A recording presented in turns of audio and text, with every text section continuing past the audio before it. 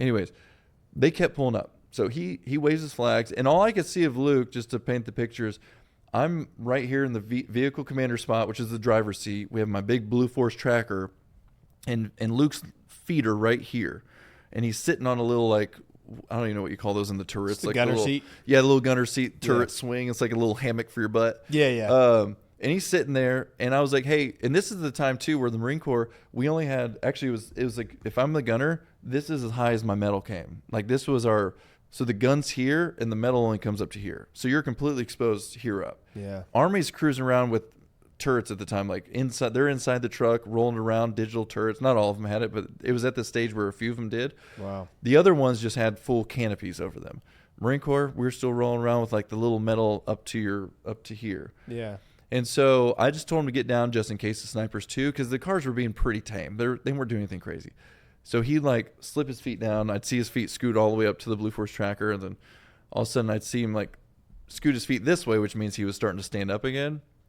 And I was like, Luke, you want to end up on my arm, don't you? And he like looks down. He's like, it'd be an honor to be on your arm, Corporal Casper.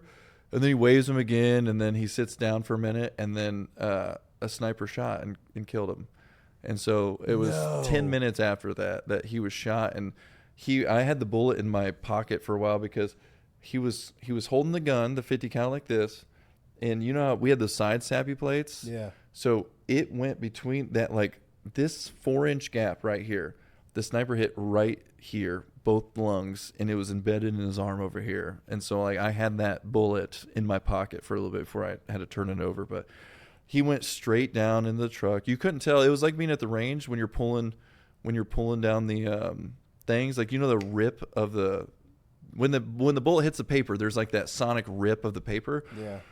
That's all we heard. I didn't even know he was shot at first because I just hear that snap like I'm at the gun range. I'm like, Luke, are you all right? And he kind of falls down in the seat. He says, I don't know. Those were his like last words. He said, I don't know. Passes out. Gilroy, the dismount now. I'm like, get him out. I call the corpsman, say Luke's shot, Yepson shot, and all of a sudden the truck rolls around. The truck thought it was a different truck that was shot because we went left and not straight. They went to first truck, then they came to second truck, and we're just sitting. By the time I get out and I look and he's on the ground, luckily there was an Army unit close by that heard the radio call too. At one point we had 3 corpsmen working on him, like Army medic and 2 corpsmen working on him when they got him onto the bird. I just remember going back because at that point I was useless. After he got out, I told Gilroy to strip him and get him out of the truck. I walk around, just remember seeing him walk back, sit in my